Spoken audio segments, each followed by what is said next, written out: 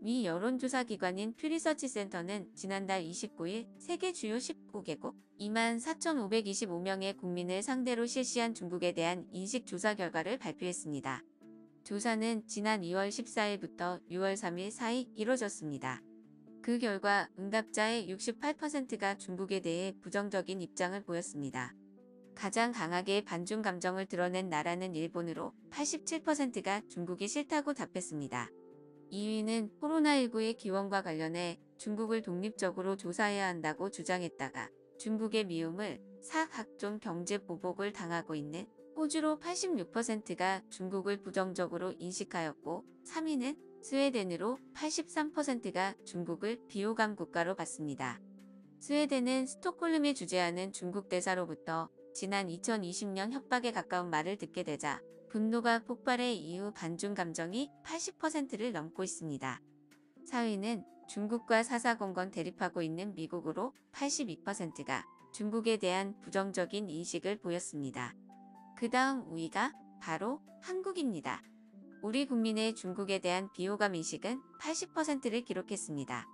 지난 2002년 한국의 반중 감정은 31%에 그쳤는데 사드 사태가 터진 2017년 61%로 치솟은 이후 꾸준히 상승하기 시작해 2020년 75%, 지난해 77%에 이어 다시 3%포인트가 더 악화해 80%가 된 것입니다. 중국에 대한 부정적인 인식이 80%를 넘기는 처음입니다. 우리 국민이 왜 이렇게 중국을 비호감 국가로 보는가에 대한 여러 가지 이유가 있지만 중국의 동북공정, 지나친 중화민족 국수주의 또 하나는 우리의 문화에 대한 표절이 있겠습니다. 이번 중국 드라마 진수기가 이영애 주연인 우리나라 드라마 대장금 표절 의혹을 받고 있습니다. 온라인 동영상 서비스 디즈니 플러스가 한국만 빼고 전 세계에서 이 드라마를 서비스해 논란이 커지고 있습니다. 진수기는 4월 7일 디즈니 플러스에서 공개했습니다. 디즈니 플러스는 중국 동영상 플랫폼 빌리빌리로부터 판권을 독점 방영하고 있습니다. 이 드라마는 뛰어난 요리 실력을 갖춘 서민 출신 여주인공 능소조가 한국에 들어가 태자 사랑을 받고 성공하는 이야기입니다. 국내 네티즌들은 대장금 줄거리와 유사하다고 지적했습니다. 대장금은 장금이가 궁궐에 들어가 최초의 어운여가 되기까지의 사랑과 성장을 그렸습니다. 특히 능소소는 한복과 유사한 의상을 입었고 삼겹살을 구워 쌈을 싸먹는 장면도 등장했습니다. 한국 전통문화를 중국 문화 일부로 바라보는 동북공정 일환이 아니냐는 지적이 많습니다. 한국 드라마인 줄 알았다. 중국은 한국의 속국임을 인증하는 거냐? 삼겹살까지 자존심도 없다. 디즈니 플러스 진작에 손절하길 잘했다. 등의 반응입니다. 다만 디즈니 플러스 측은 온라인 커뮤니티에서 나온 고기쌈 장면이 디즈니 플러스에서 제공되는 콘텐츠가 아니라고 밝혔습니다.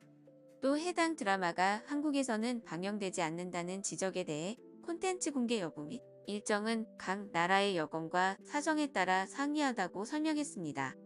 한편 한복과 전통 음식을 둘러싼 중국과의 갈등은 이번이 처음이 아닙니다. 올해 초 열린 2022 베이징 동계올림픽 개회식 당시 한복을 입은 여성이 중국 소수민족으로 표현돼 비판을 샀고 지난 2020년 중국 유튜브 채널 전서소가는 쌈 문화를 중국의 음식 문화로 소개해 논란이 일었습니다. 지난 2021년 1월에는 우리나라 유튜버 햄지가 쌈밥을 먹는 영상을 게재하자 중국 누리꾼들이 김치와 쌈은 중국의 것이라며 악성 댓글을 달기도 했습니다. 중국 항구15 인터넷판 항구망은 5일 진수기가 한국에서 표절 논란에 휩싸였다고 보도했습니다.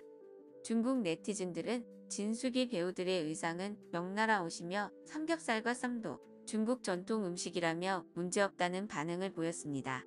이에 서경덕 성신여자대학교 교수가 OTT 플랫폼 디즈니 플러스 중국 드라마 진수기의 한국 드라마 표절 논란에 대한 중국 언론 보도를 비판했습니다. 서 교수는 8일 자신의 페이스북을 통해 디즈니 플러스에서 방영하고 있는 중국 드라마가 한국의 대장금 표절 의혹과 문화공정 논란으로 큰 문제가 되고 있다. 특히 전 세계에서 방영하고 있는 드라마 진수기는 유독 한국에서만 시청이 제한돼 논란이 된 내용을 확인하기도 쉽지 않은 상태이다. 라고 지적했습니다. 서 교수는 이런 상황에 대한 5일 중국 관영 매체 환고15의 인터넷판인 환구망에 올라온 기사 내용이 더 큰 문제다. 로차우 랴오닝대 미국 동아시아 연구소장은 환구망에 최근 몇 년 사이 발생한 한국과 중국 사이 문화 분쟁은 일부 젊은 한국인들이 역사를 제대로 이해하지 못한 것에서 비롯됐다는 어이없는 주장을 펼쳤다. 라고 비난했습니다. 그는 그야말로 적반하장이라며 중국의 일부 젊은 네티즌들이 역사를 제대로 교육받지 못해 한국의 대표 전통 문화인 한국, 밥, 김치, 삼계탕 등이 중국에서 유래했다고 주장해 반중 감정을 불러일으키고 있는 사실을 한국만만 모르고 있나 보다. 무엇보다 중국에서의 한국 콘텐츠 훔치기는 만연해왔다. 인기 예능 및 드라마 등을 불법으로 다운받아 유통해왔으며 한류 스타들의 초상권을 마음대로 사용하는 등 도둑국 이미지는 이미 전 세계인들이 다 알고 있는 사실이다. 라고 비판했습니다. 50만 명이 넘는 팔로워를 보유한 한 중국의 인플루언서는 외국인들을 우리 편으로 만들자는 영상을 제작했습니다. 한복을 입은 이 인플루언서는 영상 하단에 영어 자막을 삽입했으며 한복은 중국 명나라의 것이다. 한국인들도 이를 알기 바란다고 강변했습니다. 한복뿐만 아니라 일본의 기모노 역시 중국의 한푸에서 유래했다고 주장하는 다큐멘터리 영상도 등장했습니다. 이 영상에는 중국 문화는 과거 한족 문화에서 유래됐다며 중국의 한푸가 한국의 한복과 일본의 기모노에 영향을 줬다는 주장이 담겼습니다. 중국 게임사 페이퍼게임즈가 제작한 모바일 게임 샤이닝 니키 역시 한복 논란에 휩싸인 바 있습니다. 샤이닝 니키 측은 중국 게이머들의 한복은 중국 민족인 조선족 문화라는 주장을 지지한다고 밝힌 뒤 국내 서비스를 돌연 종료했습니다. 일각에서는 중국의 한국 문화 뺏어가기가 점차 심각해지고 있다는 우려의 목소리가 나오고 있습니다. 방탄소년단이나 기생충, 킹덤 등 세계적으로 인기를 끌고 있는 한국 콘텐츠가 점차 늘어나자 중국에서 이를 그대로 표절하는 사례가 점차 늘어나고 있다는 지적입니다.